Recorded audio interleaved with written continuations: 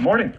Good Good afternoon. morning to you. It's evening here in Copenhagen, but great to hear from you, Nate. Yeah. So, Foo Fighters, new single out. Now, could you talk us through this song you made? How would you describe the new Foo Fighters single?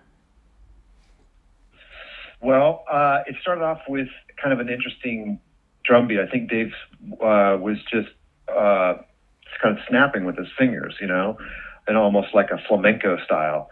And we built the song up from there. Like a lot of the record is done that way, where we didn't get in a room and hash out a song and then go to the studio and lay it down. It was built from the ground up, kind of in the way that pop producers do things. You build a drum track and then go from there, which is kind of what we did with Shame. It's really kind of based on that groove.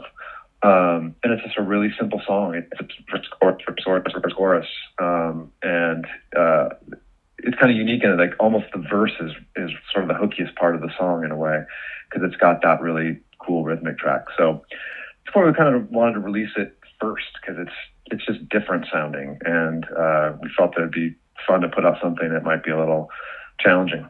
Yeah, because that's the funny thing, to the rock audience, some of them must be like, "Whoa, it's like Prince funky," but I think I love it.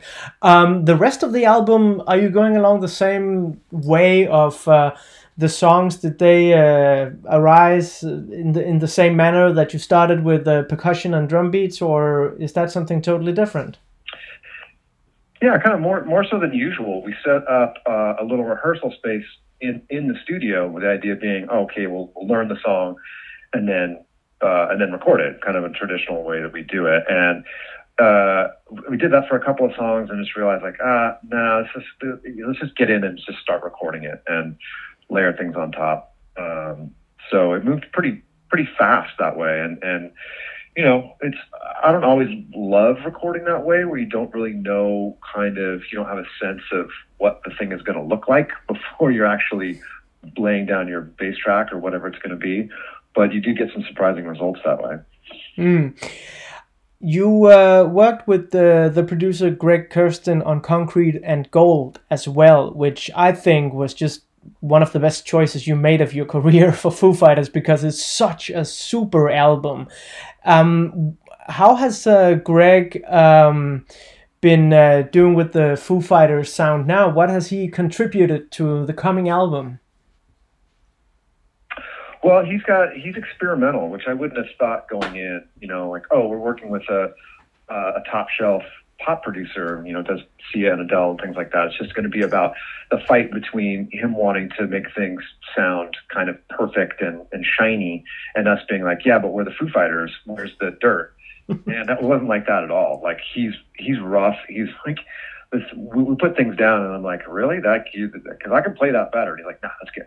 He kind of likes things a little bit loose, and he works on flies from the seat of his pants, and he's experimental and really likes to kind of dirty things up. And I don't know, he's really cool to work with in that way, and it was kind of surprising. He's not stayed in any way. It was definitely a pleasant surprise for the Foo Fighters fans, because I think he brought something new to the table and just gave you a new sound that just, at least with Concrete and Gold, was really, really nice.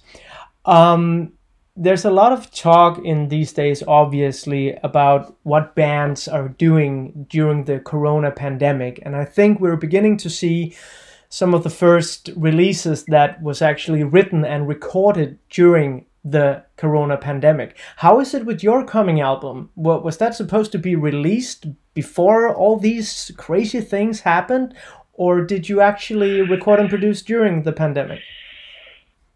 Well, this year has sucked for everyone, and it's been tragic for a lot of people, and can't overlook that when we're just talking about rock music. But for us, it's been disappointing, because it's our 25th anniversary, and we recorded the album before COVID was released, and we booked a tour. It was going to start just right when the lockdowns happened.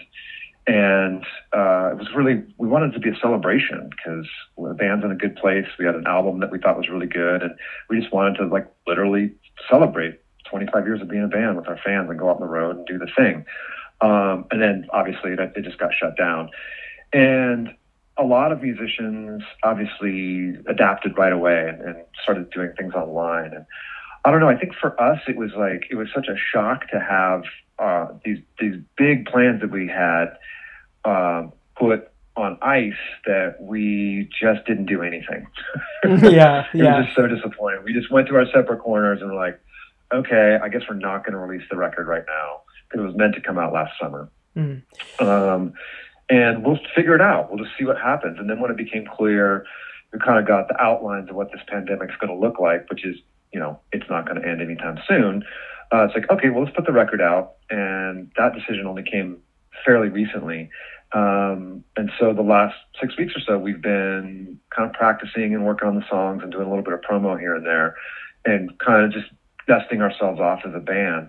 And now I think we're going to have to look at what it means for us to be a band in this pandemic. We didn't rush out to do concerts online. And that may or may not be a part of what we do going forward. But honestly, we've been kind of focused on just getting the record out. And I think once that slows down a little bit, we'll start to look at like, okay, what are we going to do for the next year and a half? There's no doubt that this thing has definitely made a lot of culture and music industries suck big time. I never tried anything like this in my life. Obviously, most people don't. But do you think anyways that this pandemic, the thing of being a bit more isolated, can it also do something good for the music industry or for the creative mind and the artists out there? Yeah, I think so. And, there was a lot of kind of talk about that, I think, early on when the lockdowns were really severe, right? When people were really just at home.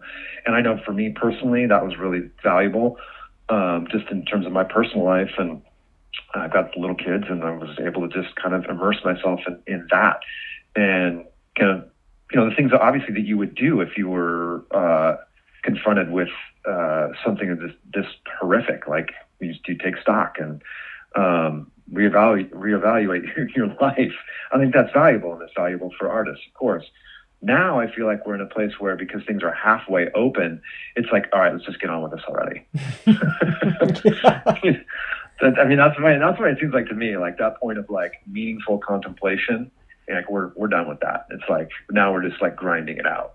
Yeah. I mean, that's not maybe as optimistic as I could be, but it's not what's happening.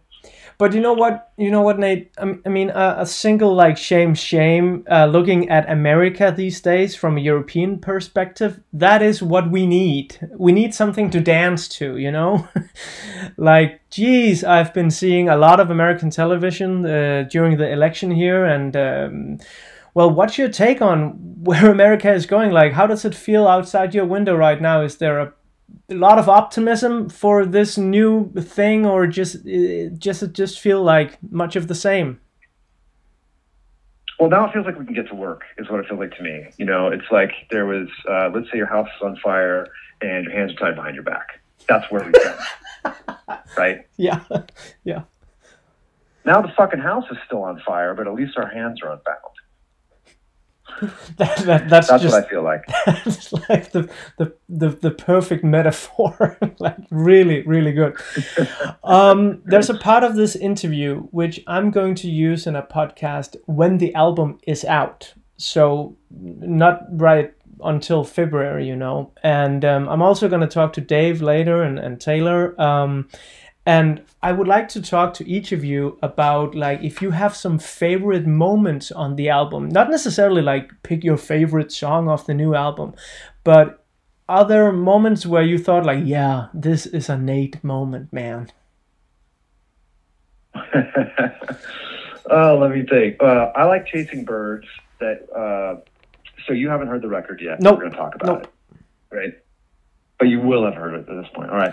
There is kind of a little Beatlesy song, playing around with those kind of chords, mellow song, and there's a lot of space in it, and I got to just be me in terms of playing bass on that song.